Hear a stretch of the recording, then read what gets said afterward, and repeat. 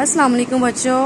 अब हम लोगों ने थोड़ा सा उर्दू का काम करना है, ठीक है। बहुत इजी है, एक एक्टिविटी है। यहाँ पे आप लोग देखें अपनी उर्दू की वर्कशीट में ये वाला पेज निकालें सब बच्चे जल्दी से।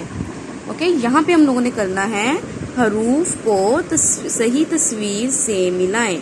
ये यहाँ पे हरूफ नज़र आ रहे हैं ना आपको, और यहाँ पे तस्वीरें नज़र आ रही हैं। तो हम लोगों ने इन हरूफ को इन तस्वीरों के साथ मिलाना है, ठीक है। जैसे ये देखिए सबसे ऊपर क्या लिखा हुआ है, जिसके ऊपर 2 डॉट है, नजर आ रहा है सबको। ये क्या लिखा हुआ है? त। Very good. अब यहाँ पे देखें त से क्या मैच हो सकता है। यहाँ पे त तितली, गुड। और नेक्स्ट देखें ब। ब के नीचे 1 डॉट है, ठीक है। ब से क्या बनता है?